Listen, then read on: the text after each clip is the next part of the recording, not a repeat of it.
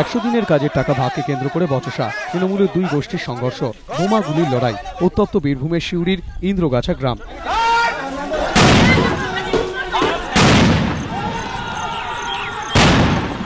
গ্রামবাসীদের দাবি 100 দিনের কাজের টাকার ভাগ নিয়ে বচসা হয় শেখর মাল এবং বাসুদেব মাল নামে দুই তৃণমূল কর্মীর মধ্যে।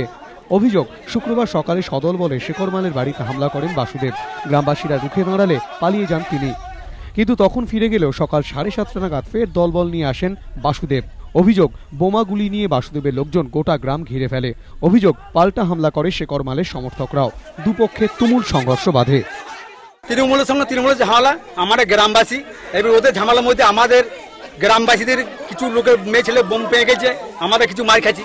এই যে আমাদের এই ক্লাবটাকে তালা মেরে দিলে, এবার তাহলে বোম ভরছে, ক্লাবে বোমও ভরা আছে, মহাসভায় সব ভরা আছে, এসে ওরা এখানে 3টে বোমও ফাটিয়েছে। পরিস্থিতি নিয়ন্ত্রণ করতে আসে সিউড়ি থানার পুলিশ, কিন্তু পুলিশের সামনেই বোমা হাতে দাপিয়ে বেড়ায় সশস্ত্র বাহিনী।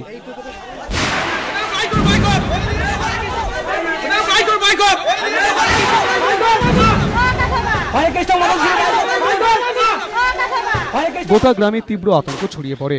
পরে কমব্যাট ফোর্স এসে পরিস্থিতি নিয়ন্ত্রণে আনে। দুপক্ষেরই বেশ কয়েকজন আহত হয়েছেন।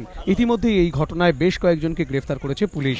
এদিকে কয়েকজন সিপিএম সমর্থকের বিরুদ্ধে থানায় অভিযোগ দায়ের করেছে তৃণমূল। তাদের দাবি, পরিকল্পিতভাবে হামলা করেছে সিপিএম। যদিও তৃণমূলের এই অভিযোগ খারিজ করে দিয়েছে স্থানীয় সিপিএম নেতৃত্ব। গোপাল চট্টোপাধ্যায়, এবিপি আনন্দ, বীরভূম।